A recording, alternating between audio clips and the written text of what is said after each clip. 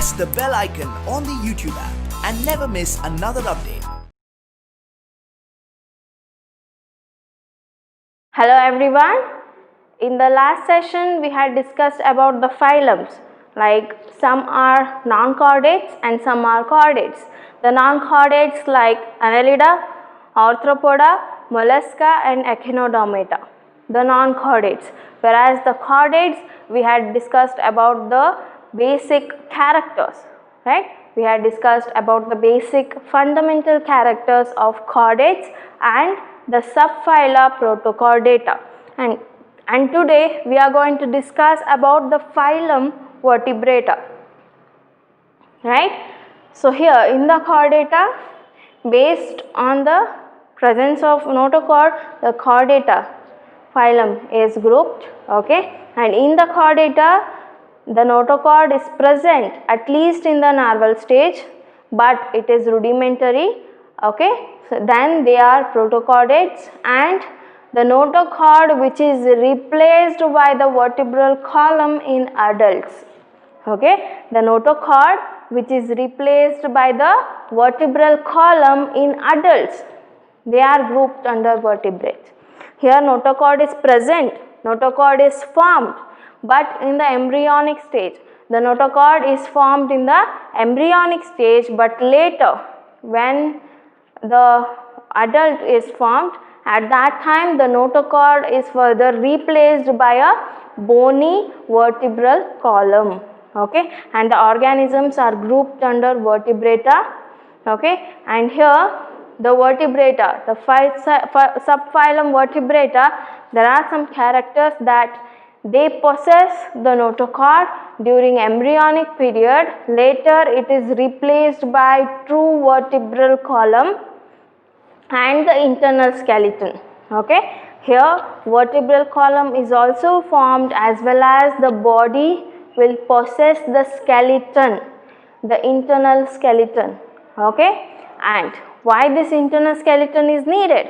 Because for the attachment of muscles to form a structure of a particular individual organism, as well as for the attachment of muscle for the movement, okay? So for that sake internal structure is needed, and allowing a completely different distribution of muscle attachment points to be used for movement. As I said before, this internal skeleton, or else the vertebral column, they have a completely different distribution of muscle attachment, whereas in Protochordata the muscles were attached but not fully in a developed way, okay? Muscles are attached, muscles are formed, they are attached to the vertebral column, but they are some primitive characters that are primitive, that are basic. Whereas in the subphylum Vertebrata, so the organisms, they have a different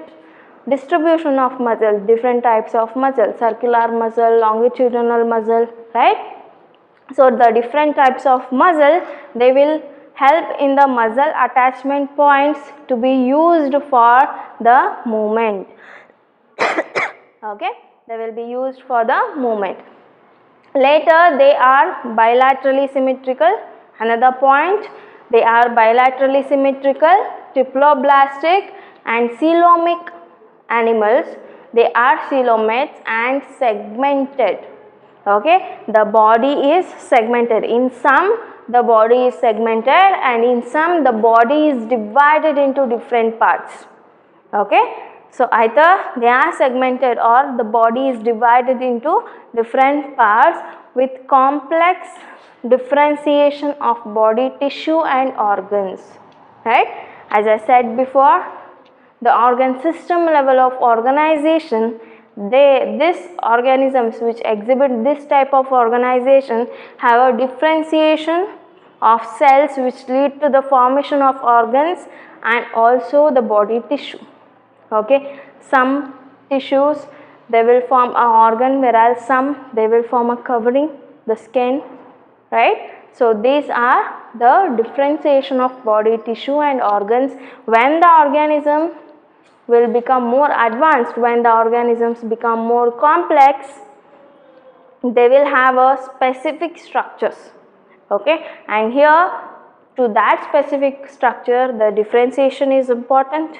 Okay, the cells, they must differentiate and it must form a particular tissue or else organ. Okay, so here the vertebrates, they are with complex differentiation of body tissue and organs. So these are the general characters. So the major one is the vertebral, the notochord. It is replaced by the bony or else true vertebral column, and they will also have the internal skeleton. Okay, and they have the differentiation of body tissue and organs. Of course, they are bilaterally symmetrical, triploblastic, coelomates and segmented. Okay. Now, here in the vertebrates, they are further grouped into 6 classes. I had told you while explaining the schematic representation of classification of organisms, the animals, right? There the vertebrates are divided into 2 groups. One is with jaw and another one is without jaw, right? So here vertebrata are further divided into superclass. Okay, one is agnatha. They lack the jaw are not present. Okay, whereas the gnatostomata, they bears the jaw, they will have the jaw. Okay, and the organisms which are present in the agnatha are called as class cyclostomata. Here the organisms are grouped in this class cyclostomata, which doesn't bear a jaw. Okay, which lack the jaw. And here in the gnatostomata, where the organism which have the jaws, they are further divided into superclass, class Pisces and tetrapoda. Okay, so here class Pisces, they bear fins, the organisms which bear the fins. Okay, like fishes, they have fins, right? So they are grouped under class Pisces, superclass Pisces, and this Pisces will further divide into class Chondroctis and Oxtestis. I will explain this later, but the Pisces, the class superclass Pisces, here in this superclass Pisces, one is the Chondroctin and Oxtestis. For you, okay, for your level, for 9th standard, the class Pisces is enough. Okay, but when you study in the higher classes, when you go to higher classes, you will study about this in detail. Okay, one is Pisces and another one is tetrapoda, which bear the limbs. Okay, tetra, 4 limbs, 2 hands. In mammals, like 2 hands, 2 legs. Humans, we have 2 hands and 2 legs, right? And some of them have 4 legs, some of them have 4 limb and hind limb, right? So this all belongs to the tetrapods. That means 4 pods, 4 legs. Okay, so the tetrapods, in the tetrapods again class amphibia, reptiles, aves and mammals. So these all are tetrapods. Okay, so now let us discuss this class one by one, these 6 classes one by one. Okay, first one is the cyclostomata. So these cyclostomata, they have an elongated eel-like body. The body is elongated, eel-like. Okay, and the sucking circular mouth is present. The mouth which is present, it will be circular, and they have a sucking like organs present in their mouth. Sucking like parts, they will be present in their mouth. They will attach and they will suck the blood. Okay, in case of ectoparasites. So here the body is slimy. Okay, they doesn't have any scales, feathers, hairs on their body. The body is slimy. Okay, somewhat like what do you call, a gel like substance, it will be present on the skin, the slimy skin. Slimy means ಈಗ ಹಿಡ್ಕೊಂಡ್ರೆ ಜಾರತ್ತೆ ಅಂತಾರಲ್ಲ, so ಆ ಥರ the slimy skin, and are scaleless. The scales, like fishes have scales, like that they doesn't have any scale. The cyclostomata, they doesn't have any scales, they are scaleless. Okay, so here the body is eel like. Okay, the body is elongated, eel-like. So the sucking and circular mouth, slimy skin, and are scaleless. Okay, and they are ectoparasites on some fishes. These cyclostomata, they are aquatic. Okay, they are marine. Okay, if they are marine, there will be other fishes also, right? So these are ectoparasites on some fishes. So they will depend on the fishes which are very large. Okay, maybe which are very large, they will depend on that fishes and they will get the nutrition as well as the shelter. Okay, as they are ectoparasite, they will get the nutrition in the form of blood or the nutrients. Okay, so they are ectoparasite. These cyclostomata, the organisms which belong to this class, they are ectoparasites and they are marine but migrate for spawning to fresh water. So here spawning means laying the eggs. The females, they will lay the eggs in fresh water. Though they have a habitat of marine, okay, they can live in a marine habitat, but for spawning to lay the eggs, they need a freshwater habitat. They need a freshwater condition for laying the eggs, and the eggs will survive only in fresh water. Okay, for that sake, they will lay the eggs. They will spawn for spawning. They will go to the fresh water. So after spawning, within few days, they will die. Okay, so here the cyclostomes. Then when the females which are present, when the spawning takes place, the final stage of their life is laying the eggs. After spawning, after laying the eggs, they will die. Okay, and their larvae after metamorphosis return to the ocean.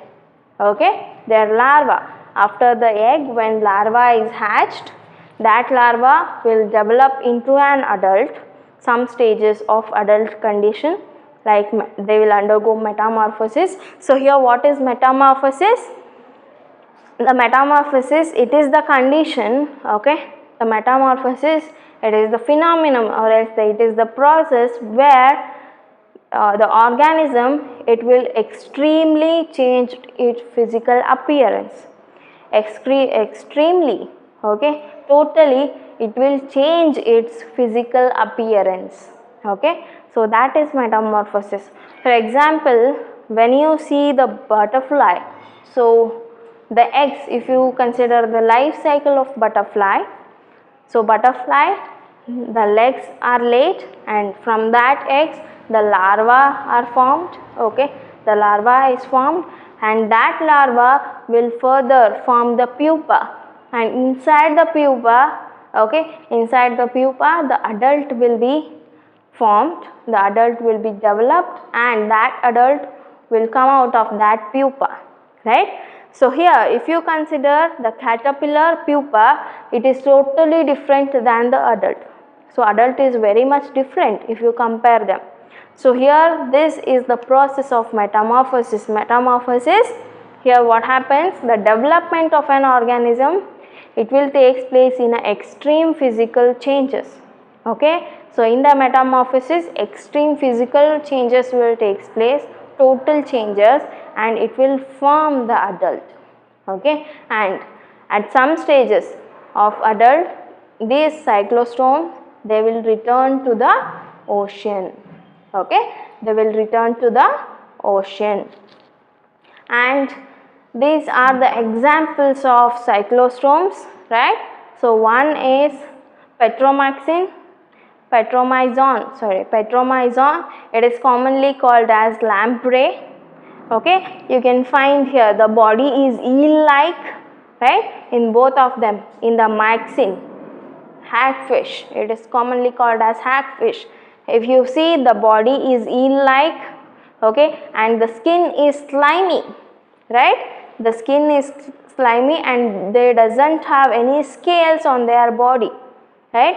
The character was, they have a circular mouth, slimy skin, and they are scaleless, right? So they have a circular mouth. If you see here, they have a circular mouth. The body is slimy, okay, and they are scaleless, right? So these are the examples of cyclostome. One is petromyxon, the lamprey, and another one is the myxine, hagfish. It is commonly called as hagfish, and this is commonly called as lamprey, okay. And next, moving on to the class Pisces. Pisces, they are fishes, okay. Remember this thing, Pisces is the fishes. All the fishes which are present, they will be grouped under this Pisces, right? So here in the Pisces, there are some characters, there are some general characters in this class, that they are exclusively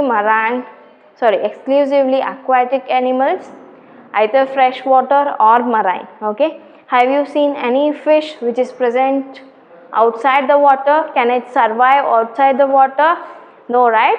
Because it will obtain the dissolved oxygen, okay. And their skin is covered with scales or plates. On the skin, if you observe here, the skin will be present with the scales, okay. When you touch the fish, you will find some scale like structure, eclipse like structure, one after the other, right? So they are the scales of the fish, okay. And here some scales, they may be visible and some they will not be visible. Some you can see, you may notice the scale, and in some fishes you can't see the scales, but if you touch, you will feel the roughness, okay. You will see the presence of scales, okay. Here their skin is covered with scales or plates. They obtain dissolved oxygen, okay. They obtain oxygen dissolved in water by using gills. So what is the process of respiration in fishes? So I'll explain it. So here what happens? So this is the operculum which is covered, okay. And if you open the operculum, inside this operculum the gills will be present, and the water will enter from the mouth, okay. The water will enter through the mouth or else the gills, okay. While entering in the gills, okay, in the gills, the dissolved oxygen which is present, it is absorbed by the body, okay. In the gills there will be some blood vessels, some blood capillaries, and these blood capillaries, they will exchange the carbon dioxide with the oxygen, okay. And the blood, it will carry the dissolved oxygen, it will carry the oxygen to the other parts of the body. So here respiration is through by gills, okay. The gills are responsible for the respiration, and they are cold blooded. So here a new one, the cold blooded. So here the cold blooded means the organisms which doesn't have the stable temperature. This organism, they doesn't maintain their body temperature. The temperature, their body temperature is depend on the environment. As the environment temperature changes, they will also change their body temperature, okay. So they are called as cold blooded animals, and their heart have 2 chambers, okay. They have heart, but it is 2 chambers, whereas in humans the heart is with 4 chambers, right. The right atrium, the right ventricle, the left atrium and left ventricle, we have 4 chambers, but in the fishes they have only 2 chambers. One is atrium and another one is ventricle, okay. So these are the characters of the class Pisces, okay. And here this is the structure of fish, the anterior and the posterior. In the anterior, the mouth is present, eyes, mouth, and also the operculum is covered, okay. The gills are covered by the operculum. This is the operculum is present in only some fishes, whereas some other fishes the operculum is totally absent, okay. So here the operculum will cover the gills, and they have fins, the dorsal fins, okay, and pectoral fin. The pectoral fin which is beside the gills, the fin is the pectoral fin, and pelvic fin, the lateral line, okay, the lateral line, anal fin, some may have anal fin and some not, and the caudal fin. Okay, so this is the structure, the basic structure of fish. Here they possess the fins, the dorsal fins, the pectoral fin, pelvic fin, and the anal fin. The lateral line is present, the caudal fin, operculum, and mouth, eyes. Okay, so these are the structure of the fishes, the basic structure. Next, moving on to some with cartilaginous endoskeleton called as chondrichthyes. I had told you about the class chondrichthyes and osteichthyes, right? So here the chondrichthyes, the endoskeleton which is present, it will be of cartilage. The endoskeleton is of cartilage, whereas in the osteichthyes the endoskeleton is of bony. The bony endoskeleton will be present in the osteichthyes. Okay, in the osteichthyes the bony endoskeleton is present, whereas in the chondrichthyes the cartilaginous endoskeleton is present. So example for chondrichthyes is the Scalodon. Okay, the Scalodon is an example. So here you can see here the gills are open, they are not covered by the operculum. So you can find, okay, you can see the gills, and they have one dorsal fin, whereas some they have two. Okay, and the shape of the caudal fin also differs, right? The shape of the caudal fin also differs, whereas the osteichthyes, the gills are covered by the operculum. Okay, so the gills, here there is a lid-like structure called operculum, but here the operculum is not present, and also the mouth, it is present in the posterior region, right, in the tip of the anterior region. The mouth is terminal, whereas here the mouth is at the ventral side. Okay, in the anterior region the mouth is at the ventral side. So here these are the differences of chondrichthyes and osteichthyes. So here the chondrichthyes, the operculum is absent, the mouth is at ventral, and the scales are not visible. Here the scales are not visible, but in the osteichthyes the mouth is at the terminal anterior, at the anterior position. The mouth is at the terminal. They have scales on their body, I mean they have scales, and the scales are visible. Here the scales are not visible. The scales are visible and the gills are covered by the operculum. So these are the differences between chondrichthyes and osteichthyes. These both belong to the class Pisces. Okay. Next, moving on to the class Amphibia. So here the amphi means dual and bios means life. Okay, amphibia, that means these organisms, they can survive both in water or on land. Okay, they will be present in water as well as on land. If they are present in water, they will have some other adaptations for their body, and once they reach the terrestrial region, again their adaptations will change based on the environment. Okay, so here these are amphibians. They are able to survive both in aquatic as well as terrestrial habitat. Okay, most of them have two pair of limbs. Okay, they have two pair of limbs. Obviously they are tetrapods. They have two pair of limbs. One pair is a forelimb and another pair is hind limb. Okay, forelimbs and hind limbs, two pair of limbs. And body is divided into head and trunk. One is head and another one is trunk.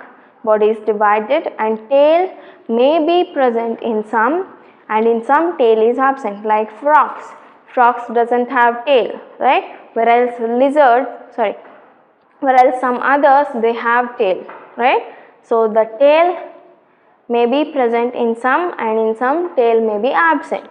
The skin is moist without the scales, right? The skin doesn't have any scales.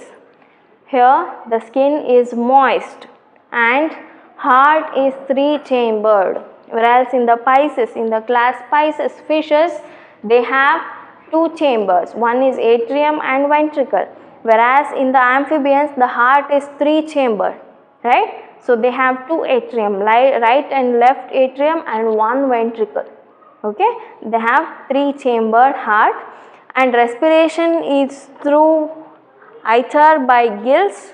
If they are aquatic, they have gills, and if they are terrestrial, they can respire through lungs or skin. Okay, if they respire through skin, then it is called as cutaneous respiration. The skin, on the skin, I mean from the skin they can respire, they can absorb the oxygen and they can release the carbon dioxide, the cutaneous respiration. If they are terrestrial, the respiration may take place through lungs or skin, and if they are terrestrial, they have gills. As I said before, these amphibians, when they live on water, when they survive in the water, they have different mode of adaptation, and when they are on the land, when they are in the terrestrial habitat, again they will adapt to that surrounding environment. Okay. Next, these are the examples of amphibians. The ichthyophis, okay, the limbless amphibian. This ichthyophis, so it doesn't have any limbs, right? So it is a limbless amphibian. So you may notice some of the Pisces, okay, the cyclostome as well as Pisces, they doesn't have any limbs. Of course, the cyclostome, they doesn't have any limbs, and the Pisces, they have fins. These fins are the locomotory structure, they will help in the swimming, right? And here the ichthyophis, it doesn't have any legs, but it is an amphibian. So here there are some organisms which are primitive, which some of the characters they are not developed. In the evolution, some of the characters were developed, they may be modified, and some of the characters will not. Okay, so here ichthyophis, they are limbless amphibians. Okay, and another example is bufo, the toad.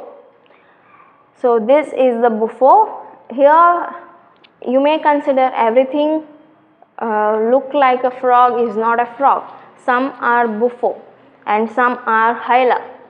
Okay, so here bufo, it is commonly called as toad, and the common frog which we see surround us during rainy season, most probably we'll see the frog, right? So that is the Rana tagrina. Okay, Rana the genus and Tagrina is the species. So it is the scientific name, the Rana tagrina. And the salamander, okay, some amphibians, they possess the tail, and body is divided into head and trunk, okay, and as I said, these are the characters, right? So here another one is the hyla, okay, tree frog, and it is capable of jumping from one tree to another tree, right? So this is the hyla.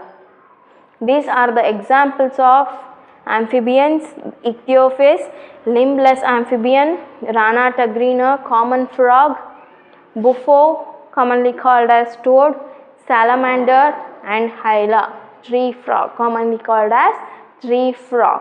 Okay. Next, moving on to the class reptiles, right? So here reptile, the word repere or reptum, it refers to creep or cravel. So the organisms in this group which have a creeping or crawling locomotion, that's why the name reptiles. The organisms, these organisms, the reptiles, they have a creeping or crawling locomotion. Okay, and they are mostly terrestrial animals. Most of all animals are terrestrial, and their body is covered by dry and cornified skin. Cornified means horny skin, okay, and epidermal scales or suits, okay. They have a epidermal scales or suits on their body, and the body is cornified, okay. So here suits means a plate, a bony plate, okay, which is covered on the body. It is covered on the shell like tortoise.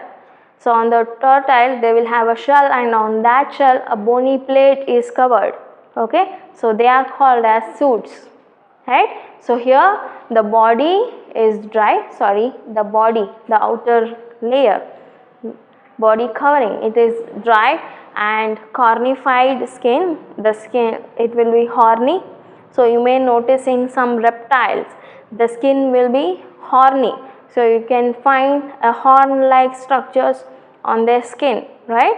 So cornified skin, epidermal scales or suits are present on their body. They are cold-blooded organisms and they breathe through lungs.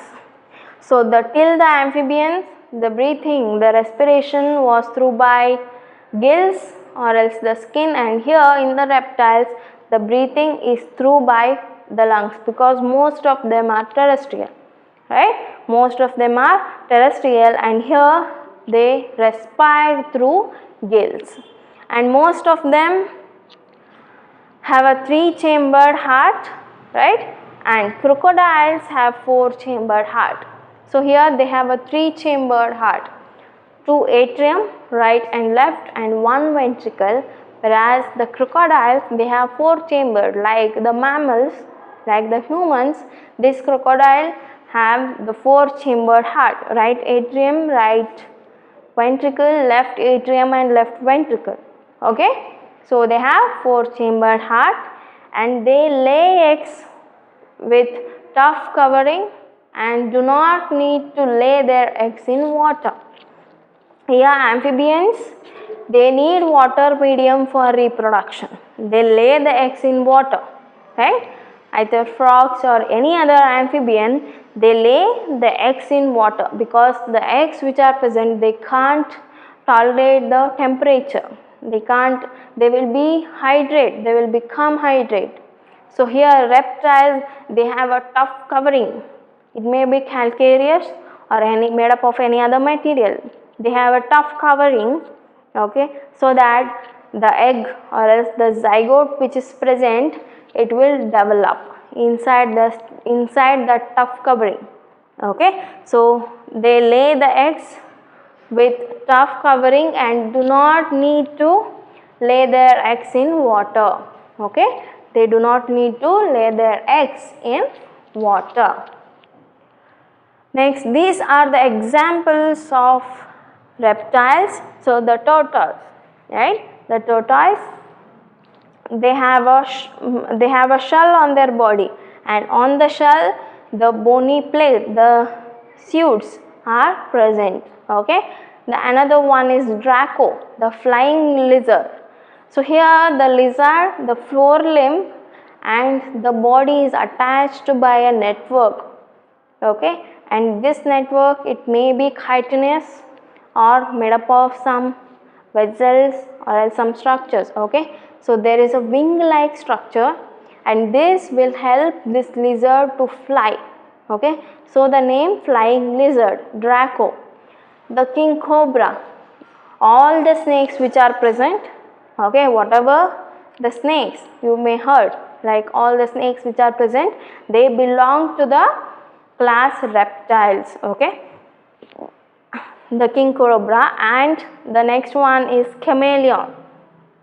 The chameleon, it has a capacity to mimic. That means they can change the color, they can change the body color based on the habitat or else where they are present. If they are present in a greenery place, they can change their body color to green, right. So the chameleon, and also the Hemidactylus, the house wall lizard. So you may observe this house walrus, they will have a cornified skin. Some will have a cornified skin, like spine-like structure. In chameleon also, you may observe the spine-like structures, right, all over their body. They are cornified skin, right. So these are the examples of the reptiles: tortoise, draco, king cobra, chameleon and hemidactylus. Okay, so these are the examples. Next, moving on to the class apes. So these are the characters of class apes. They are warm-blooded animals. So you must know this, the three classes, the Pisces, amphibians and reptiles, they are cold-blooded animals, and here the apes, they are warm-blooded animals. So here what do you mean by warm-blooded animals? These animals, the warm-blooded animals, they maintain their own body temperature. So the temperature, the environmental temperature will not influence their body. They will maintain their own body temperature. They are warm-blooded animals and have 4-chambered heart. Okay, they have 4-chambered heart as in humans. Okay, auricles, 2 auricles and 2 ventricles. They have 4-chambered heart and are warm-blooded animals. And there is an outside covering of feathers. You may look the different color of feathers in different birds, right? There will be the feathers are beautifully colored. Some may have an even color and some may have different colors. When the sunlight falls on them, the colors will change. The colors may change. It will look like that. And some will have a particular color like white or something, right? The pigeon, some may be white in color. So that's why the birds have a diversity in colors. So that is by the feathers, the change in the color in feathers. Okay, so there is an outside covering of feather and 4 limbs are modified into wings for flight. So as I said, they are tetrapods. They have 4 limbs and hind limbs, a pair of 4 limbs, a pair of hind limbs. But here in the apes, the 4 limbs, they are modified into wings, okay, for flight, the 4 limbs. Whereas the hind limbs, they generally have scales and modified for walking and swimming. Okay, the hind limbs, they have scales on the hind limbs. If you observe the rough structures, the scales will be present. Okay, and they are modified for walking and running. While they walk on land, when they are present on land, they will walk or run. Whereas some, when they are flying, they will use the wings. Okay, and they possess the beaks. All the birds, they possess the beaks for eating, right? They will pluck the food from their beak. They will have the food from their beak, right? Some used to dig the trees or something else. Some will pluck the grains. So in the beaks also there are different modifications. The structure of the beak may differ from one to another. Crow, the beak may be sharp, and in the parrot, the beak may be somewhat slant, right? The beak may be curved. The beak which will be curved, whereas some like sparrow or else some like crow, the beak will be sharp. Okay, and they possess the beak. The endoskeleton is of pneumatic bones. So what is this pneumatic bones? Right? Here the bones will be hollow. The bones will have some cavity, will have some pores. Why it is needed? If the bones are hollow, they will help them to flight, right? If they have a heavy bones, they need more energy to fly. That's why they have a pneumatic bones. The bones will be hollow, and these bones, these pneumatic bones will help them to fly easily. Okay, they need less energy to fly.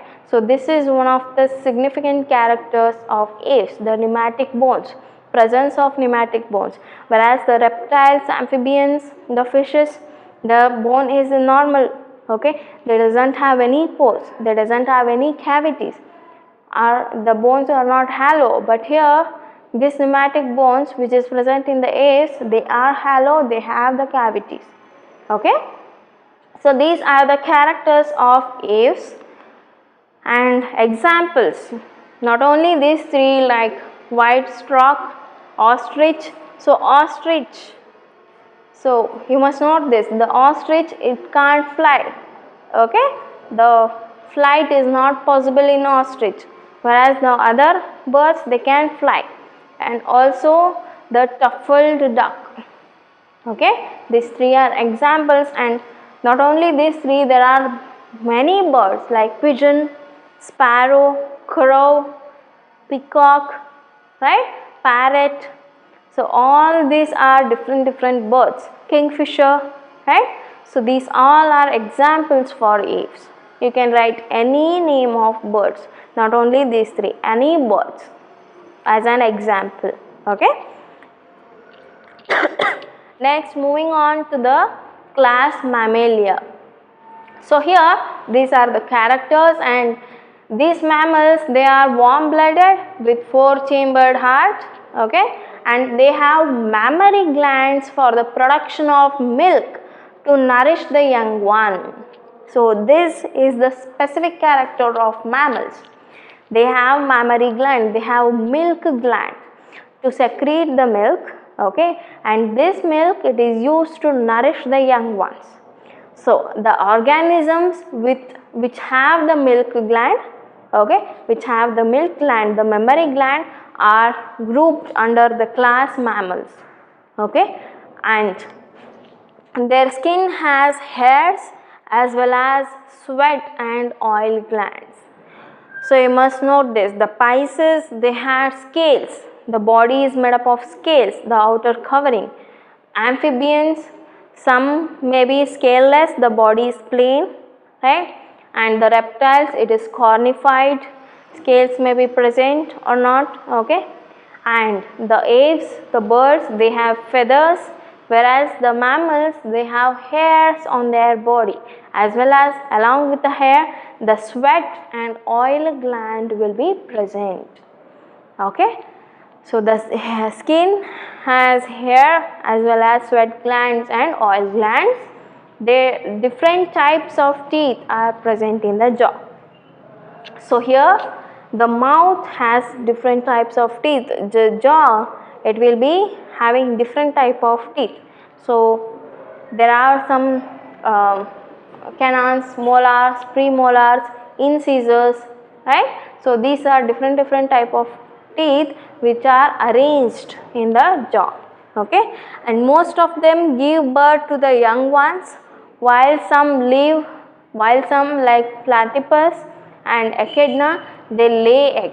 So here the egg laying mammal, platypus, so it is the connecting link between the other class with the mammals, okay. So the platypus and echidna, they lay the eggs, whereas all the other mammals, they give birth to the young ones. That means the embryo, the fetus, after the embryo, the fetus which is developed, it is totally developed in the womb of the female, and further the female give birth to the young one, okay. And some may give birth to the young one, but like kangaroo, they give birth to the very poorly developed young one, okay. So the kangaroo, it will give birth to the very poorly developed young one. That's why the kangaroo will have a pouch, and inside the pouch, the baby kangaroo which is present, it will be nourished inside the pouch, okay.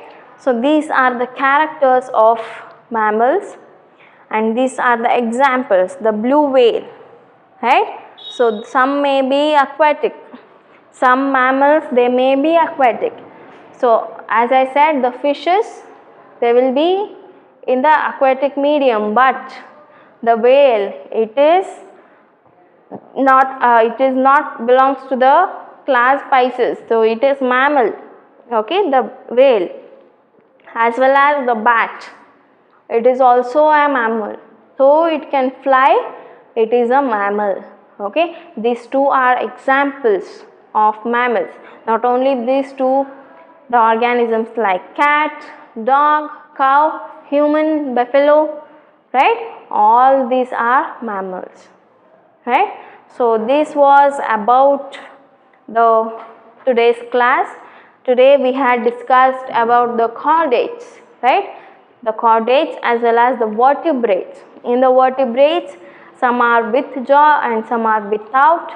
Without jaw, they are cyclostomata, and with jaw, the pisces, amphibians, reptiles, aves and mammals, right? So in this chapter, we had discussed about the basis of classification, how classification is made, what are the characters involved in the classification, the basic character, and also the evolution. What is the relationship between the classification and evolution? We had discussed that, and also the nomenclature, right? We had discussed about the nomenclature and hierarchy of classification. Remember this KPC of GS: kingdom, phylum, class, order, family, genus and species. The scheme, okay, one after the other. This hierarchy of classification, and when you classify the organisms, and you will get the very basic level, that is the species, where all the members of that species, they will be similar and they can breed and perpetuate. Okay, so that is the hierarchy of classification. And we had discussed about the kingdoms, 5 kingdoms: Monera, Protista, fungi, plantae, animalia. And in each kingdom we had discussed the further divisions. In the plantae, the Thylophyta, Bryophyta, Pteridophyta, Gymnosperms and Angiosperms. Whereas in animals, the non-chordates like phylum Porifera, Coelenterata, Platyhelminthes, Nematoda, Annelida, Arthropoda, Mollusca and Echinodermata. And the chordates, in the chordates, the subphylum like Protochordata and Vertebrata. And in the vertebrata, the cyclostomata, pisces, amphibians, reptiles, aves and mammals. So this was about the chapter, okay, and hope you all have understood the chapter. Thank you.